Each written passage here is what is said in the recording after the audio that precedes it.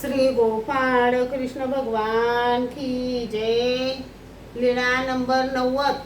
भट्टोबासांना खीर भोजनाचे आश्चर्य। पिंपळे वामन भट सर्वज्ञांसाठी परिवारासह उपहार घेऊन आले। सर्वज्ञांना पूजा वसर केला। मग सर्वज्ञांचे सर्व परिवारांसोबत जेवण झाले। सर्वज्ञांनी गुन्हा केला, विडा घेतला, भक्तजनांनी हात धुतले। भट्टोबा सर्वज्ञांजवळ बसले होते। मग पिंपळे वामन भट गावी जायला निघाले। बाईसांजवळ भांडी मागितली। सर्वज्ञांनी सर्व भांडी दिली। वाटीभर खीर उरली होती।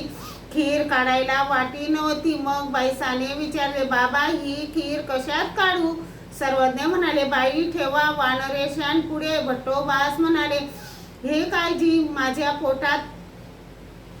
पोटात पाण्यासाठी देखील जागा नाही, तर मग मला खीर कशी खाववेल? सर्वज्ञ म्हणाले, घ्या, आम्ही म्हणत आहोत, भरलेल्या गाडीला काय सुपाचे ओझे?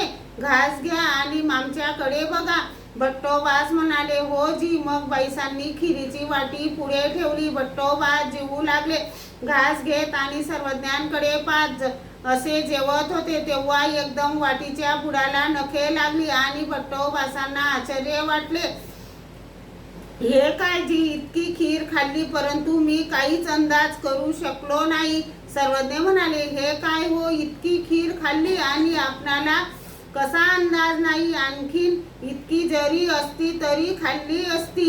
असे सर्वज्ञांनी कौतुक केले। श्री गोपाळ कृष्ण भगवान की जय।